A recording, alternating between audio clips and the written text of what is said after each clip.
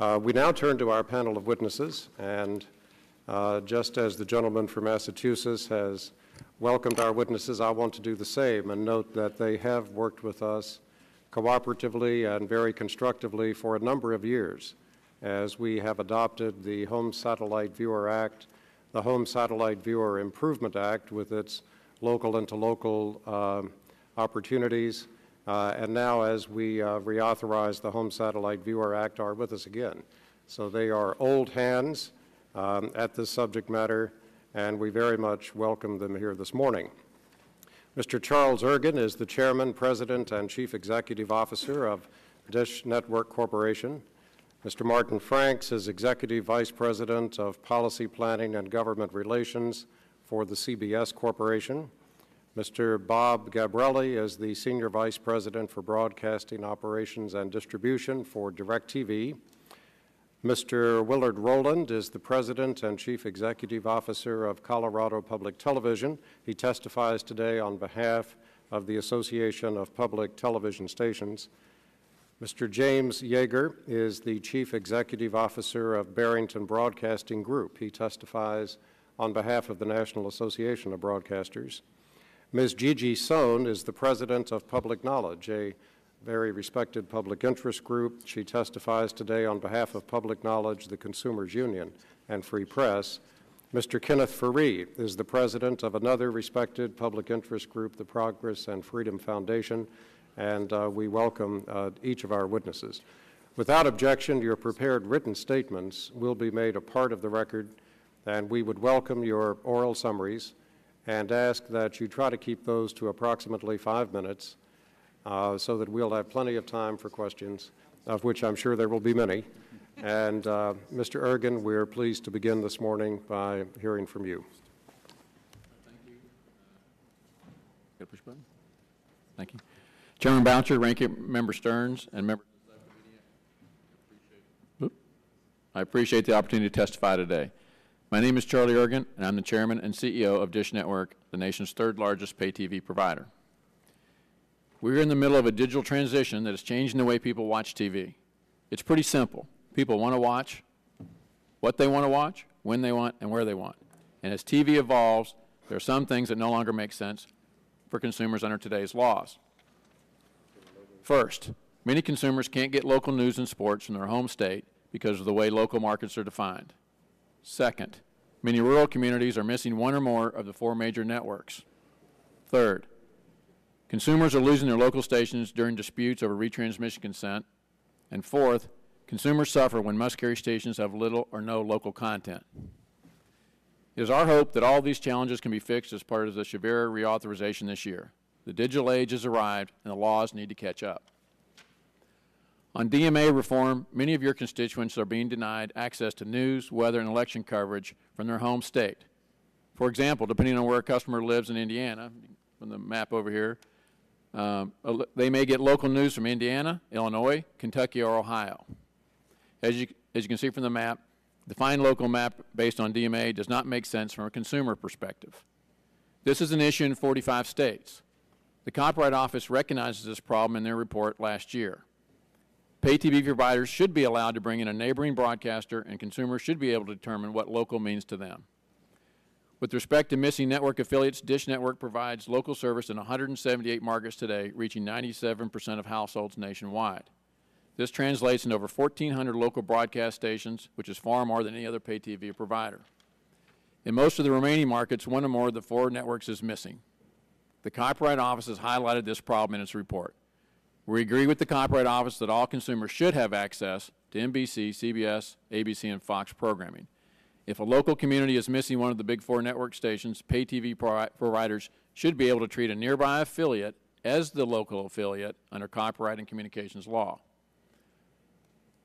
On retransmission consent reform, a broadcaster used to negotiate with a single cable company, and the leverage was relatively equal. But today, Dish Network customers and others are held hostage as broadcasters play their local monopoly off against multiple pay TV providers. In 2008 alone, consumers lost programming in approximately 15% of our markets because of retransmission consent disputes. This is a huge increase over prior years, and the problem continues to get worse. Today, stations in 7 of our markets remain down because of unreasonable demands from Fisher Communications, yet broadcasters provide the same content for free on the Internet and those lucky enough to live within the shrinking areas of the digital over-the-air coverage. Because the broadcasters receive billions of dollars of spectrum for free, we think retransmission consent should be free. Failing that, we support the creation of a national retransmission consent rate, which would apply to all broadcasters and all pay TV providers. Treat a monopoly like a monopoly. Satellite providers already pay a fixed per-subscriber copyright royalty rate, and we see no reason why a similar concept can't work for retransmission consent. As a second alternative, we support the creation of an actual market. If a broadcaster threatens to drop programming, pay TV providers should be able to get a nearby affiliate to fill the gap. Consumers should never have to wonder what happened to Sunday Night Football. Finally, on must-carry, we are forced to carry hundreds of stations today that have little or no local content. This increases our cost, raises our prices to consumers at a time when consumers need all the disposable income they can get. Must-carry stations should be required to earn carriage by offering at least 20 hours of local programming each week. This is beneficial to consumers and has no harmful effect on broadcasters that invest in their local market. Each of those 4 issues can be addressed within the structure proposed by the Copyright Office. Specifically, a unitary compulsory copyright license for all pay TV providers would give Congress the chance to make sure all consumers get the services they need in a digital world in a manner that is fair to copyright holders, broadcasters, cable, and satellite. The Copyright Office recognized that TV has changed fundamentally, and incremental changes to outdated rules are not good enough. We encourage you to review the recommendations and act boldly on behalf of your constituents. Thanks again for allowing me to testify. Thank you very much, Mr. Ergen. Mr. Franks, we'll be pleased to hear from you. Thank you, Mr. Chairman. And we need the microphone. Sorry. Thank you, Mr. Chairman and members of the committee. First, let me congratulate the committee on a remarkable legislative success story. 21 years ago, prodded by Chairman Boucher and others, through the original Satellite Home Viewer Act, Congress began a process which has resulted in a robust video distribution and programming marketplace which happily has made the local cable monopoly a relic of the past. There are many winners from Congress's vision in this aspect of the video marketplace, but none bigger than the American consumer. The legislative issue on the table today is really a very narrow one, whether to extend satellite's compulsory distant signal license once again. In contrast, the local-into-local license is permanent and not part of this debate. Yet during the course of congressional deliberation over the distant signal license, you will hear from parties seeking to exploit this legislation as a vehicle for a wish list of unrelated items, such as changes to retransmission consent or DMA modification. Besides complicating the legislative process, the issues of retrans and DMA modification are not broken and do not need fixing. Each year, CBS and other television broadcasters conclude hundreds of retransmission consent agreements with cable, satellite, and telephone operators. In an overwhelming majority of such instances, agreements are reached quietly, amicably, and in a mutually beneficial manner. Infrequently, a dispute erupts, at least initially, and both sides threaten a disruption of service. Even more infrequently, a very small handful of those disputes lead to a short-term disruption. Legislating to deal with a few disputes against a pattern where there are literally hundreds of instances where willing sellers and willing buyers successfully reach agreement would be a solution in search of a problem.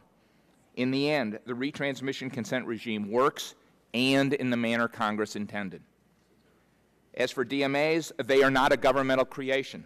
Rather, they are a product of Nielsen Media Research, which groups counties by viewing patterns and the laws of physics and signal propagation rather than geographic boundaries.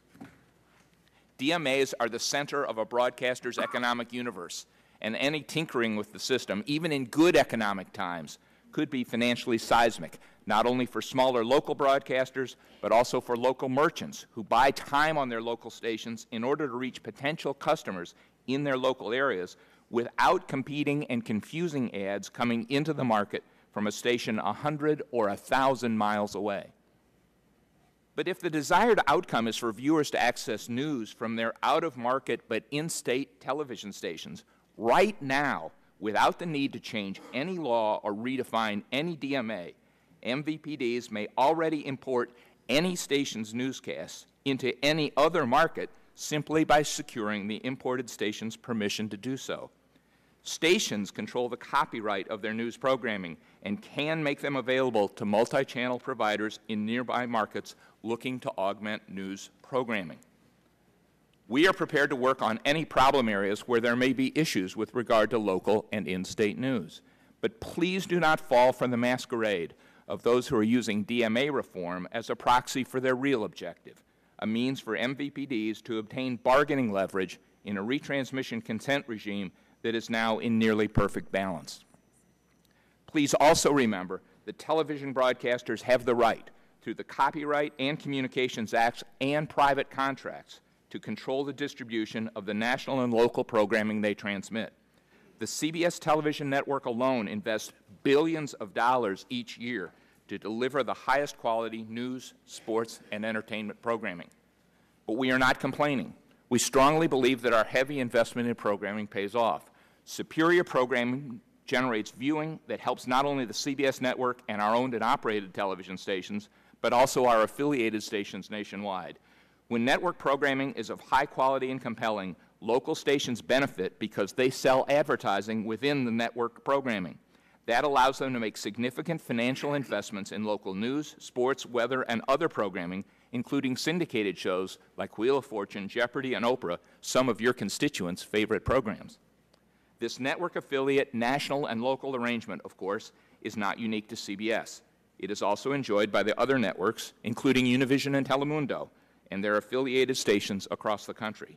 In the end, however, it is local viewers who benefit most from this system. Mr. Chairman, again, I would like to thank the committee for helping to steer our industry through the complex technical and market conditions to get us where we are today, a robust video delivery marketplace where, thanks to vigorous competition, broadcast television is still an integral player deeply valued by American viewers. We look forward to working with the committee to preserve and advance the role of broadcast television in that extremely competitive marketplace. Thank you. Thank you very much, Mr. Franks. Mr. Gabrielli. Thank you. Chairman Boucher, Ranking Member Stearns, and members of the subcommittee, thank you for the opportunity to testify. My name is Bob Gabrielli, Senior Vice President for Programming Operations Distribution at DirecTV. On behalf of more than 17 million customers, I offer the following suggestions for updating Shavira. First, Congress should retain and modernize the distant signal statutory license. Second, Congress should improve consumer access to local stations. Third, Congress should not require satellite subscribers to bear the burden of nationwide mandatory carriage. And fourth, the retransmission consent system should be modernized to protect consumers from high prices and withheld signals.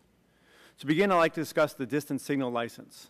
Today, the vast majority of our subscribers get network programming from local, not distant stations. Only about 2% of satellite subscribers receive distant signals, but those subscribers rely on distant signals to receive network programming, and many will continue to do so into the future. Congress should thus renew the distant signal license. It should also modernize the license to make it simpler and to protect consumer access to network programming. In particular, it should ensure that consumers in markets missing one or more local affiliates have access to network programming through distant signals. Next, let me discuss DMAs. Millions are unable to receive truly local news, sports, and entertainment because they live in one state while their DMA is mostly in another state. For example, viewers in Fulton County, Pennsylvania are assigned to the Washington, D.C. DMA. As a result, they do not receive any Pennsylvania-based local programming. 5 years ago, Shavira addressed a handful of these situations by creating special rules.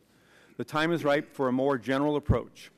Congressman Ross has proposed allowing delivery of neighboring stations to households in these orphan counties like Fulton County. DirecTV endorses this effort. Time and again, consumers tell us what local channels best meet their needs. Where possible, we should be able to meet those demands. I'd like to now discuss local carriage. Satellite is an excellent medium for distributing national programming to even the most remote locations, but it is far more difficult to deliver thousands of local network stations from a handful of satellites in space. Congress recognized the difficulty of this task when it created the carry one, carry all rule. We have, nonetheless, made extraordinary progress in offering local programming. Our track record speaks for itself. We have spent billions of dollars to provide local service and now offer local television by satellite to 95% of households. And we intend to add 6 more markets by the end of this year. Using the FCC calculations, over 80% of our satellite capacity is now devoted to this local service, nearly triple the amount cable operators are required by law to carry. This is because, unlike cable, we have to rebroadcast identical network programming hundreds of times throughout the country. For the 5 remaining % of households, we now offer a local seamless solution. We'll install a rooftop antenna and tuners that integrate local broadcast signals into their set-top box. To our subscribers, off-air signals will appear and function exactly as any other channel, on the guide, in the DVR, etc. If the broadcasters made their signals available throughout the DMA, every DirecTV subscriber could receive local channels in this fashion. The simple investment in repeaters and translators by broadcasters would be the fastest and most efficient way to achieve the goals of H.R. 927. Last, I'd like to discuss the retransmission consent. Congress created the must-carry retransmission consent regime before we even offered local channels. The regime functioned until recently in part because of the equilibrium that existed between monopoly broadcasters and monopoly cable operators. But as satellite emerged, broadcasters found their relative bargaining power increased. Today, the market is tilted even more heavily in favor of broadcasters. Each has at least 3 competitors with whom to negotiate government-protected exclusive control over their content and public airways they use for free. At the same time, new private equity investors have pressured broadcasters to increase rates. Broadcasters now routinely demand fees 3 times those previously paid. And it does not appear that this additional money is being used to provide more or better local programming. In fact, opposite appears to be true. Many broadcasters are producing less and less local news, while others have replaced local programming with national infomercials. DirecTV willingly pays for high-quality content. We think programmers deserve fair and reasonable compensation for the product they create, but it does not serve the American public if the broadcasters have the unfettered ability to raise rates without any obligation to provide local content. We would like to work with you to establish a new rate transmission consent policy that compensates the broadcasters fairly for its investment in high-quality content, yet protects consumers from withheld services. In closing, millions of your constituents throughout America, whether they're satellite or not, are better off because of the legislation this committee has championed over the years. I ask you to keep those consumers in mind as you consider severe reauthorization this year. Thank you. Thank you, Mr. Gabrielli. Mr. Rowland. Thank you, Mr. Chairman and Ranking Member Stearns, for inviting me to testify today on behalf of Colorado Public Television in Denver and the Association of Public Television Stations. As an aside at the outset, I might note that this is probably a first in the history of communications policymaking in which a humble public broadcaster is sitting here situated in the middle of the panel between all of these distinguished members of the broadcast and telecommunications media to my right and left. Perhaps indeed this means change is in the air. The reauthorization of Chavera is of great importance to my station and the 364 local public television stations across the country. KBDI is located in 5 Points, the historically African American and Latino neighborhood in North Denver, and over the years, under the banner Worldview and Community Voice, we have developed a wide range of local and international programming that serves 85% of Colorado's population. There are 3 Chavera reauthorization issues of particular interest to public television stations: multicast carriage, local into local, and the reach of public television statewide networks. Public television stations nationwide were early adopters of digital technology and have been at the forefront of maximizing the new digital capacity to serve our core missions of localism, education, and diversity. My station in Denver currently offers 3 multicast streams and plans to offer more. In addition to our traditional mix of local and national public affairs and cultural programming on one channel, we provide a documentary service and an international stream featuring news, foreign affairs, and arts programs. Without multicast carriage, this rich educational content made available through digital technology is lost. Given the complexities of multicast carriage, we prefer voluntary, market-driven arrangements with multi-channel video providers, such as those we have already reached with cable, Verizon, and DirecTV. The DirecTV agreement proves that a mutually beneficial, creative approach is possible, involving high-definition, multicast standard definition, and video-on-demand options. Such an approach provides viewers with a full array of public television's high-quality digital content while respecting the capacity constraints of DBS providers. However, after years of unsuccessful attempts to reach a similar private agreement with Dish Network, we have no choice but to conclude that there is a market failure, and it is time for the federal government to intervene to ensure that Dish's 14 million customers have access to the full benefits of their local public television stations' digital offerings.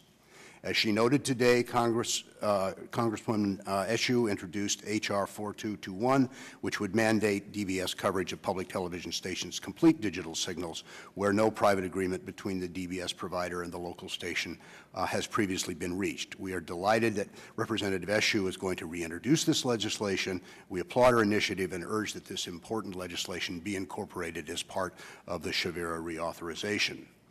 Turning to local into local, Shavira does not require that DBS providers carry local broadcasts in all the areas they serve. As a result, viewers in more than 50 smaller and often rural markets cannot receive even the primary offerings of their local public television stations through one or both DBS providers. Public television is strongly and irrevocably committed to the principle of localism.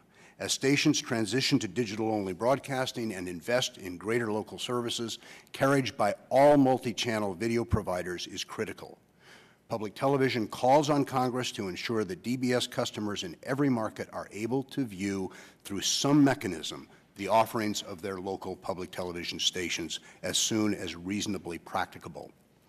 The final Shavira issue for us involves statewide or regional public television networks charged by statute or mission with reaching all viewers in their state or region.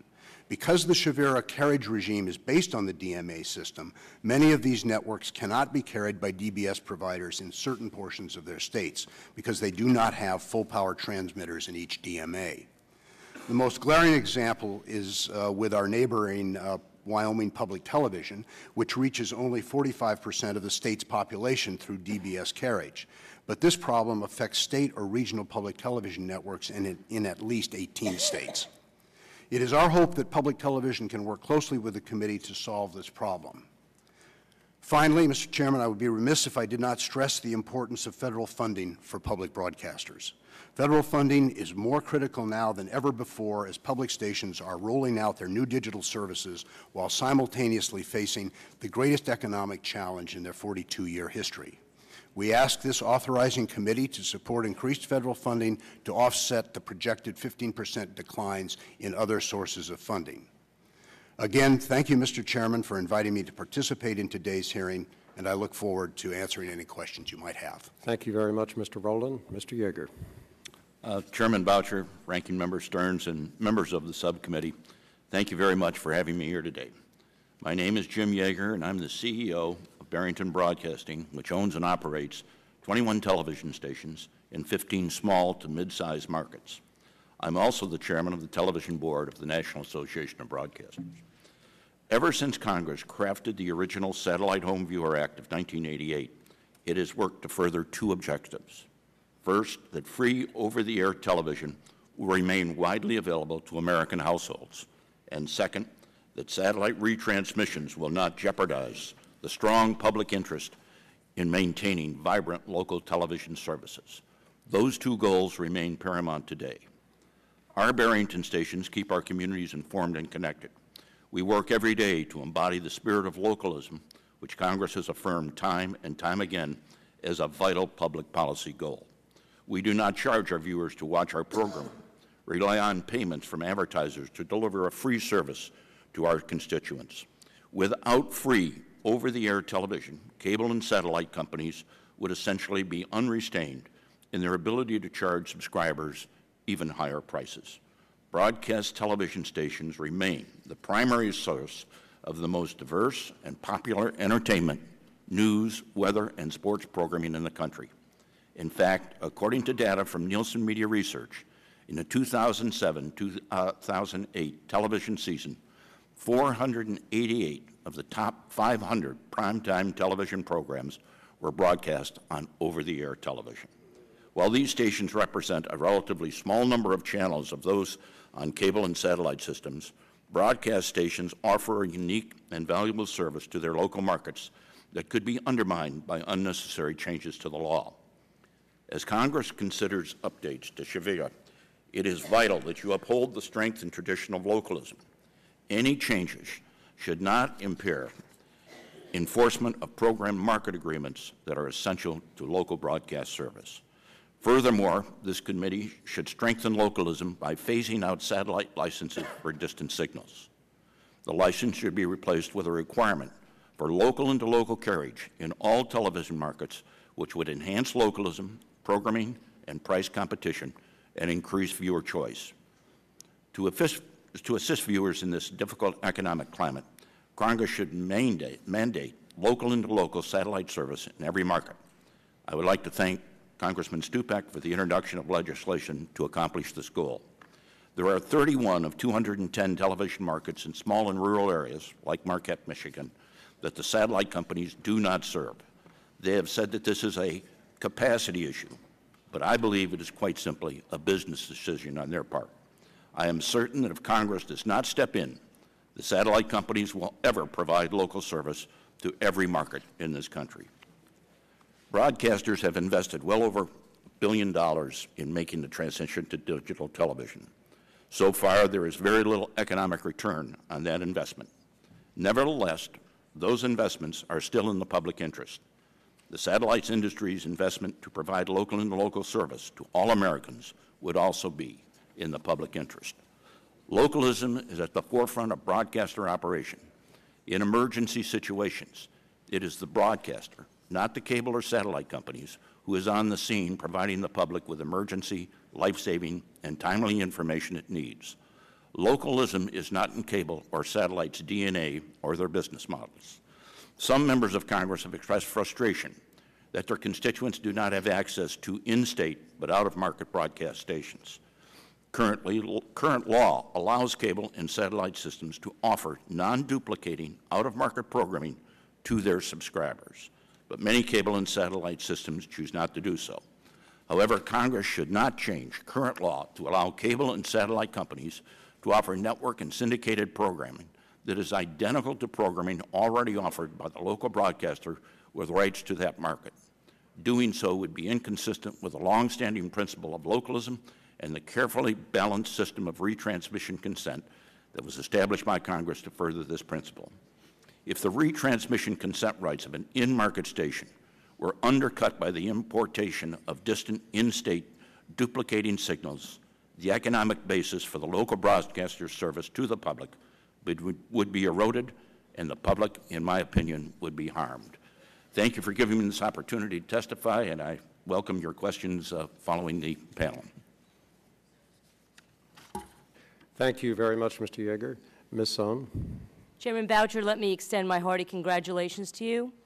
Ranking Member Stearns, members of the subcommittee, thank you for inviting me to give a consumer perspective on the reauthorization of Shavira. As Congress considers renewing satellite compulsory licenses, it should repair the current fragmented regulatory structure by accomplishing 3 goals. 1, treat all those who retransmit broadcast content and signals equally. 2, ensure special protections given to broadcasters do not result in unfair licensing terms for multi-channel video providers, or MVPDs. And 3, move towards a world without restrictive distance signal regulations. The current patchwork of laws and regulations unnecessarily differentiates between types of providers, restricts the availability of content to consumers, and sets the stage for discriminatory pricing. I have 3 recommendations. First, unify the regulatory and licensing systems for MVPDs. While at one time there may have been justification for maintaining separate regulatory structures for cable and satellite retransmission, that time has passed. Disparities in treatment of cable systems and satellite services are a result of historical and technical factors that are no longer relevant. In its report on Shavira, the Copyright Office emphasized that regulatory parity between MVPDs is, quote, a governmental goal of the first order, unquote. It is time to level the playing field, not just between these services, but also for new types of MVPDs, including those who deliver content through the Internet. Allowing Internet-based MVPDs to voluntarily join this regulatory scheme could provide much-needed competition. Congress should therefore create a single unified structure for all MVPDs. extending the benefit of the compulsory license to any that opt in and meet their regulatory obligations, including local carriage requirements. In addition, no providers should be subject to a 5-year reauthorization cycle. This presumably means that satellite providers, like cable providers, would be required to carry all local broadcast stations, a fair trade for significant regulatory relief. Second, reform retransmission consent rules to promote competition and eliminate unfair price discrimination. And, Mr. Chairman, I would take issue that retransmission consent rules are unrelated to Shavira. I would say that the problems with retransmission consent are directly related to restrictions on distant signals, and the combination of the two produces anti-competitive results. The rules create an imbalance that allows powerful broadcasters to engage in discriminatory pricing or tie-in carriage of unrelated stations, raising prices for customers and harming the ability of smaller MVPDs to compete.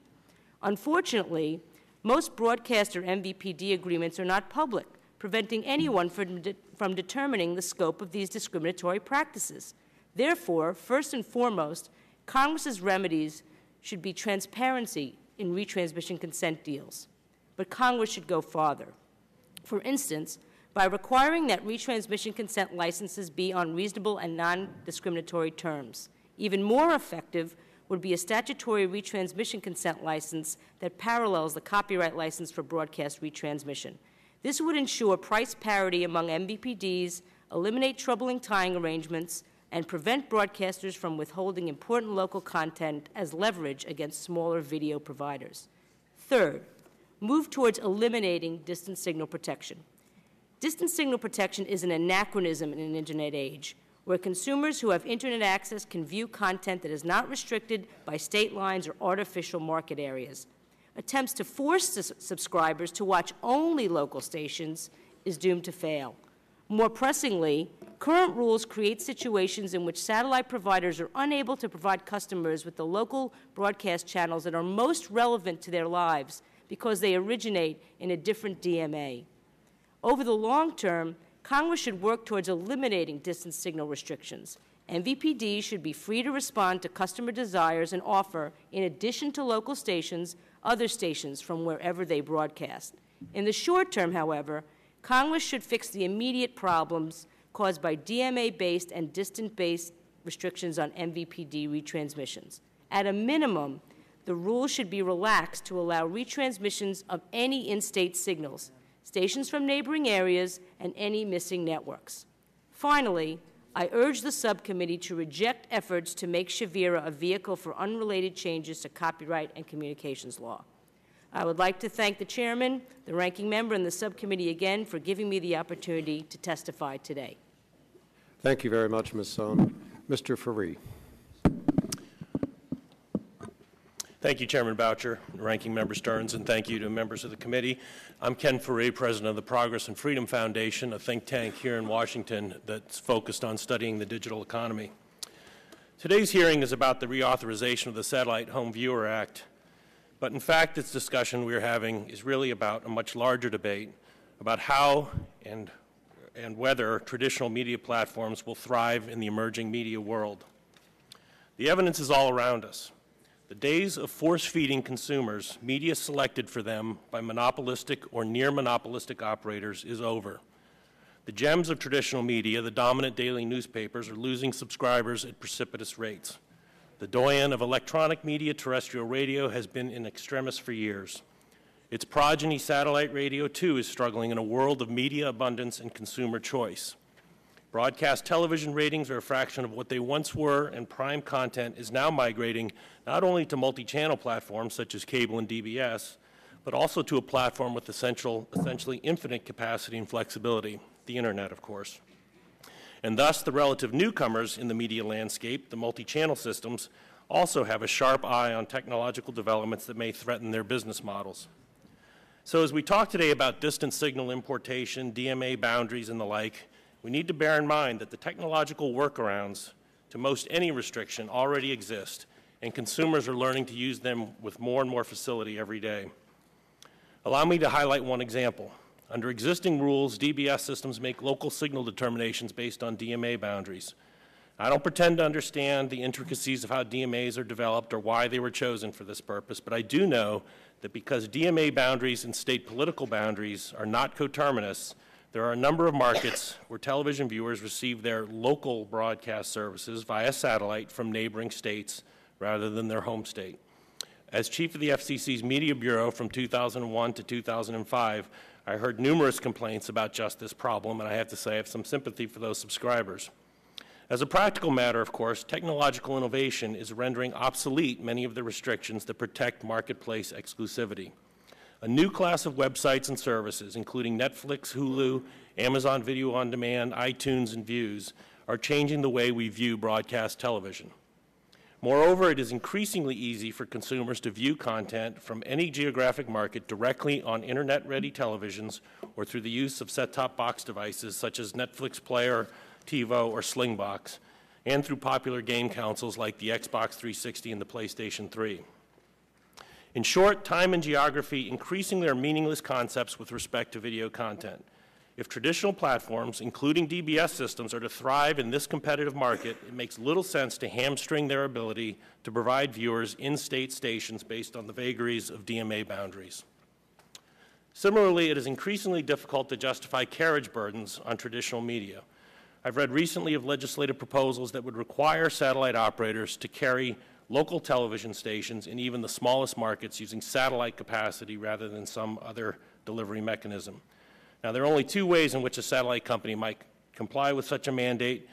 It could add the capacity, that is assuming it is physically possible given spectrum constraints, or it may convert capacity currently used for other more highly demanded programming services.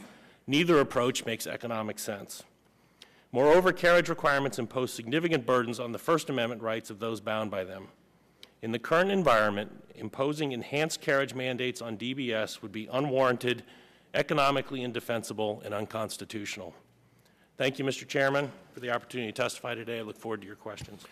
Thank you, Mr. Faree, and thanks to each of the witnesses for your very thoughtful comments here this morning. And we look forward to continuing our conversations with you as we continue with our work on reauthorizing the law.